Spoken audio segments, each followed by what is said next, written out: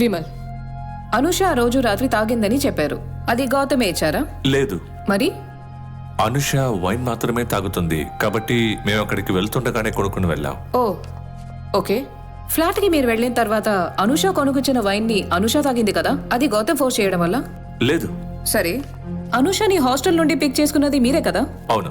గౌతమ్ మిమ్మల్ని వెళ్ళమని చెప్పినప్పుడు మీరు అక్కడి నుంచి బయలుదేరి ముందు అనుష నువ్వు వస్తావా, నేను డ్రాప్ చేస్తాను అని అడిగే బాధ్యత మీకు లేదా? లేదు, నేను అడిగాను కానీ గౌతమ్ నేను డ్రాప్ చేస్తానని చెప్పాడు. ఒకవేళ ఇలా జరిగి ఉండొచ్చు కదా, ఒంటరిగా ఒక మగవాడితో, అది కూడా సీనియర్ పోస్ట్ లో ఉన్న ఒక వ్యక్తితో ఆ అమ్మాయికి అక్కడ ఉండడం ఇష్టం లేదు అని అది గౌతమ్ మొహం మీద ఎలా చెప్తారు? గౌతమ్ తో తను మాట్లాడడానికి భయపడినట్టు నాకు అనిపించలేదు, ఎందుకంటే అనుషకి అక్కడ ఉండడంలో అభ్యంతరం లేదని అనిపించింది. మరైతే అనుష మీతో రాకూడదనే ఉద్దేశం ముందే ఉందని మీరు అంటున్నారా? అయ్యుండొచ్చు.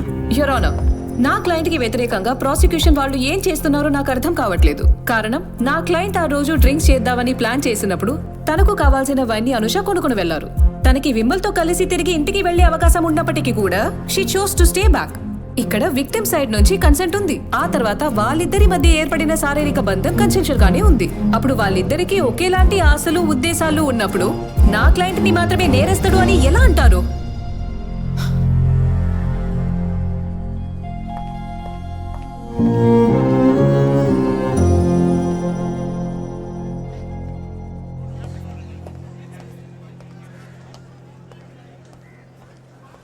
వాడున్నాడా?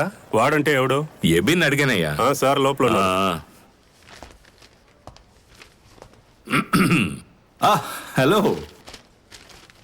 మీ ఇద్దరి మధ్య ఏంట్రా సమస్య? చచా, కోర్టు విషయాలు కోర్టులోనే అయిపోతాయి. కేసు వల్ల మాకు ఎటువంటి ఇబ్బంది ఉండదు. కేసు గురించి కాదు, వేరే ఏంటి ప్రాబ్లం? మధును కలిసి తిన్నగా ఎక్కడిగా వస్తున్నాను.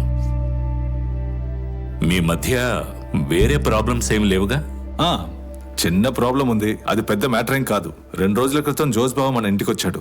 అతను ఒక పెద్ద వెధవాని చెప్తాను.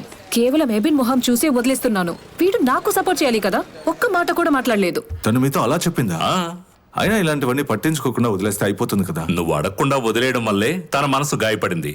నేను పట్టి అడిగాను కాబట్టే తను చెప్పింది. తను కొంచెం స్ట్రెస్ లో ఉంది. హా, ఉండకుండా ఉంటుందా? ఎవరైనా పెళ్లి అయితే హనీమూన్కు వెళతారు, అది మానేసి ఇద్దరు కోర్టులో నుంచున్నారు, అది ఒకే కేసు వాదిస్తూ. స్ట్రెస్ ఉంటుంది. నేను ఒక ఐడియా చెప్తాను. మధుకి ఇప్పుడు కావాల్సింది ఓ చేంజ్. మా ఆవిడ ఎప్పటి నుంచో మీ ఇద్దరిని భోజనానికి పిలవాలని అంటోంది. దీన్ని సాకుగా ఉంచి మధుని భోజనానికి పిలువు. మీరక్కడికి వచ్చాక బావ గురించి మాట్లాడు, నేను మేనేజ్ చేస్తాను. మళ్ళీ ఆ టాపిక్ తీసుకొస్తే అనవసరంగా గొడవలు వస్తాయి. రై, దాంపత్య జీవితంలో నీకంటే నాకు అనుభవం ఎక్కువ. ఇలాంటి వాటిని మొదట్లోనే తుంచేయాలి. నువ్వు ధైర్యంగా రారా, అన్నిటినీ నేను సెట్ చేస్తాను. ఓకే.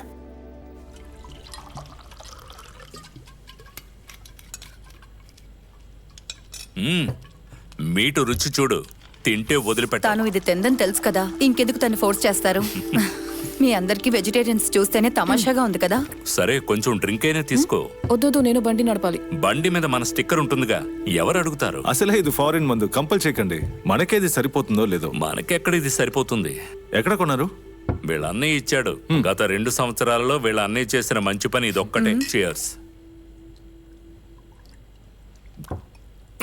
తర్వాత ఎబిన్, నాకు తెలిసినంత వరకు ప్రపంచంలో ఒక బావ వల్ల ప్రయోజనం ఉందంటే అది నీకు మాత్రమే. అవును, నీ బావ జోస్ ఎలా ఉన్నాడు? సరుకు వ్యాపారం బాగా పోతుందా? మన ఏరియాలో ఓ షాప్ ఓపెన్ చేయమని చెప్పాలి, మనం ఫ్రీగా తాగొచ్చు కదా. నేను తమాషాగా అనడం లేదు, నేను చెప్తే తప్పకుండా తెరుస్తాడు. అంత మంచివాడు కదా మధు? అది జోస్ మంచివాడు అంటున్నాను. మంచివారే, కానీ మాట్లాడడం రాదు. ఏంటి మధు? ఆయనకి బాగా మాట్లాడడం రాదని చెప్తున్నాను, అంతకుమించి ఏం లేదు. అది తన మాట తీరే అంత, కానీ మనసులో ఏది ఉంచుకోడు. అయినా మనం వాళ్ళని మార్చడానికి వచ్చామా ఏంటి? ఇప్పుడు ఒక మనిషి గుణం అలా ఉన్నప్పుడు మనమే సర్దుకుని పోవాలి కదా. అలా ఉండడం నాకు చేత కాదు, కానీ వీడుండగలడు. వీడెప్పుడు అతని సైడే. నేను ఎవరు సైడు కాదు. డిప్లొమసీ, నేను చెప్పాను కదా, అతనికి వ్యతిరేకంగా ఏమీ చెప్పడు. అదేం కాదు, జోస్ బావా ఈ కేసులో మా ఇద్దరిలో నేను గెలవాలని ఆశపడుతున్నారు. నాకు తెలిసి అది తప్పేం కాదు. సాధారణంగా 375 కేసులో ప్రాసిక్యూటర్ కదా గెలుస్తారు, లేదా డిఫెన్స్ చాలా స్ట్రాంగ్ గా ఉండాలి. ఓ, సార్ ఉద్దేశం ఏంటో ఇప్పుడు నాకు అర్థమవుతుంది. డిఫెన్స్ చాలా వీక్ గా ఉందని దెప్పుతున్నావు కదా. మధు, తన ఉద్దేశం అది కాదు. వాడిప్పుడు ఆ ఉద్దేశంతోనే చెప్పాడు. అయినా నాకు ఇప్పుడు ఇదేం కొత్త కాదు కదా. ఒక మేల్ డామినేటింగ్ ప్రొఫెషన్ లో మా లాంటి ఫీమేల్ కి ఇది బాగా అలవాటేలే. కానీ హస్బెండ్ అంటుంటేనే తట్టుకోలేకపోతున్నాం. అయ్యో ఎందుకు ముందు అలా మాట్లాడుతున్నావు? నేనేం ఆ ఉద్దేశంతో అనలేదు. ఈ మధ్య నీకు ఇన్సెక్యూరిటీ ప్రాబ్లం ఎక్కువైపోయింది. నాకు ఇన్సెక్యూరిటీ ప్రాబ్లం ఉందా? నీకు ఉన్నది అదొక్కటే. ఎవరు నిన్ను సీరియస్ గా తీసుకోవట్లేదన్న కాంప్లెక్స్ నీకుంది, అందుకే కోప్పడుతున్నావు. నువ్వు చెప్పినట్టుగా ఇన్సెక్యూరిటీ ప్రాబ్లం నాకు లేదు, నీకే ఎక్కువ ఉంది. అయినా మీ బావ చెప్పారని కదా నువ్వు ప్రాసిక్యూటర్ అయ్యావు. అందుకే అతను ఏం చెప్పినా నువ్వు నోరు మూసుకుని కామ్గా ఉంటున్నావు.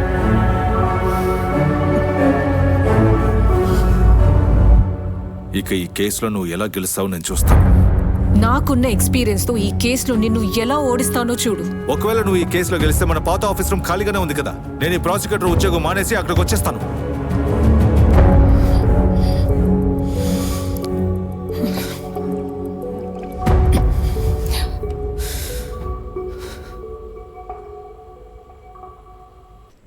PW3 ఉషా కుమారి,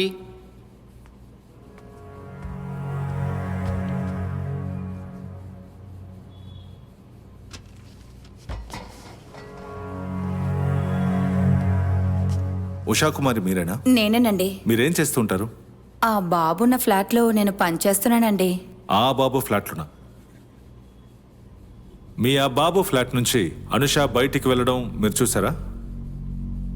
చూశాను. ఆ విషయాన్ని వివరంగా చెప్తారా? నేను అన్ని పనులు పూర్తి. కొంచెం గట్టిగా చెప్పండి. నేను ఇంటి పని పూర్తి చేసుకుని లిఫ్ట్లో కిందకి వస్తూ ఉన్నాను. అప్పుడే ఆ బాబు ఫ్లాట్ నుంచి అమ్మాయి రావడం నేను చూశాను. గుమ్మం దగ్గర ఆ అమ్మాయి బాబుని కౌగులించుకుని వస్తానని చెప్పింది. లిఫ్ట్ లో ఆ అమ్మాయి నాతోనే వచ్చింది. లిఫ్ట్ కిందకు వచ్చేంత వరకు ఆ అమ్మాయి లిఫ్ట్ లో ఏడుస్తూ కనిపించిందా? చెప్పండి. అదేమీ లేదు, సంతోషంగానే ఉంది.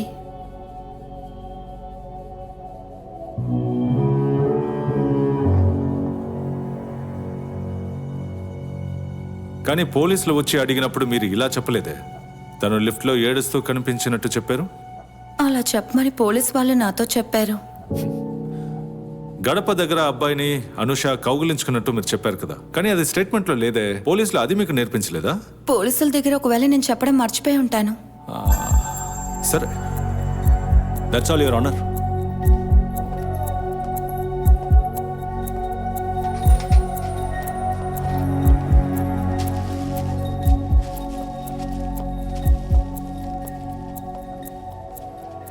ఆ రోజు పొద్దున మీరు చూసినప్పుడు ఆ అమ్మాయి ఈ డ్రెస్సే వేసుకుందా? ఈ డ్రెస్సే. ఈ డ్రెస్ లో అమ్మాయి చాలా అందంగా కనిపించింది. మీరు తనతో లిఫ్ట్ లో ఉన్నప్పుడు ఆ అమ్మాయి డ్రెస్ చిరిగిపోయినట్టు గానీ లేదా బట్టన్స్ ఊడిపోయినట్టు గానీ కనిపించాయా? నేను చూడలేదే. చూడలేదని ఎలా అంటున్నారు? మీరు గమనించలేదా లేదా డ్రెస్ చిరగలేదు అంటున్నారా? నాకు చాలా బాగా గుర్తుంది, ఈ డ్రెస్ చెరగలేదు. యువర్ ఆనర్, గౌతమ్ ఇంట్లో నుంచి బయటికి వచ్చిన అనుష వేసుకున్న డ్రెస్ చిరిగి లేదు, బటన్స్ ఊడిపోలేదు అని ఈ ఎవిడెన్స్ ద్వారా మీకు ప్రూవ్ చేస్తాను. ఏం జరుగుంటుందో నేను చెప్తాను. కేసుని బలపరచడం కోసం ఆవిడే డ్రెస్ ని చింపుకుని బటన్లని పీకేసుకున్నారు. యువర్ ఆనర్, విక్టిమ్ వాంగ్మూలానికి మీరు ముఖ్యత్వం ఇవ్వాలి. ఆ వాంగ్మూలంలో నిజము, విశ్వాసము ఉంటే మాత్రమే. But here the evidence of the prosecution is not reliable and is full of contradictions. ఇక్కడ ఎఫ్ఐఆర్ కాంట్రడిక్టింగ్ గా ఉండడం వల్ల కోర్టు దీన్ని బాగా విచారించి నా క్లయింట్ ని అక్విట్ చేయాలని కోరుకుంటున్నాను. Your honour, I want to re-examine the witness. No your honour, prosecutor కి ఇచ్చిన ఛాన్స్ అయిపోయింది. క్రాస్ ఎగ్జామినేషన్ లో విట్నెస్ చెప్పిన విషయాల్లో కొంచెం క్లారిటీ కావాలి. May kindly allow me your honour. You may proceed.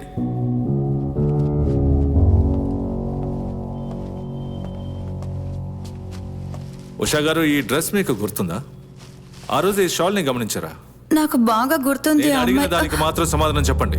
ఆ రోజు ఈ షాల్ ని గమనించారా లేదా? గమనించానండి. సాధారణంగా ఒక డ్రెస్ చినిగిపోయి ఉంటే ఏ అమ్మాయి అయినా సరే షాల్ తో దాన్ని కప్పేసుకుంటుంది.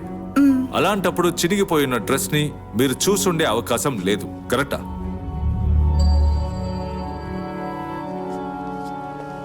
మీరు కోర్టుకి రావడం ఇదే ఫస్ట్ టైమా? అవును సార్.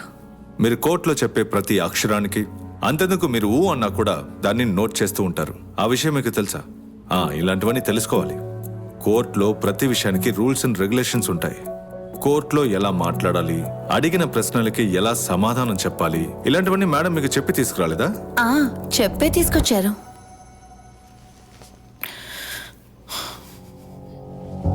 డిఫెన్స్ సాక్ష్యం దగ్గరికి వెళ్ళి తనకన్నీ నేర్పించి తీసుకొచ్చారు యువర్ ఆనర్. అంటే మీకు ఇంతవరకు డిఫెన్స్ నేర్పించేదే మీరు ఇక్కడికి వచ్చి చెప్తున్నారా? మరో ఏంటిది? సాక్షిని తీసుకొచ్చి వాళ్ళు ఏం చెప్పినా అది చెల్లుతుందని అనుకుంటున్నావా? ఇది కోర్టు. గుమ్మడికాయని అన్నంలో దాచేద్దాం అనుకున్నావా? డిఫెన్స్ ఇలాంటి వాళ్ళని తీసుకొచ్చి సాక్ష్యం చెప్పిస్తున్నందుకు అప్రిషియేట్ చేయాలి. This witness may be declared hostile, your honour. నా క్లయింట్కి ఎలాగైనా సరే న్యాయం జరగాలని నేను పోరాడుతుంటే డిఫెన్స్ నకిలీ సాక్ష్యం తీసుకొచ్చి మోసం చేయాలని చూస్తున్నారు. That's all, your honour. Next hearing October 11 పెట్టుకుందామా? Yes, your honour. No your honour. ఏమైంది? నకిలీ సాక్షిని తీసుకురావడానికి ఈ టైం సరిపోదా? మా ఇంట్లో ఒక ఫ్యామిలీ ఫంక్షన్ ఉంది. ఆ? ఇద్దరు కలిసే కదా ఉంటున్నారు. నేను మర్చిపోయాను, యువర్ ఆనర్. ఆ, ఆ.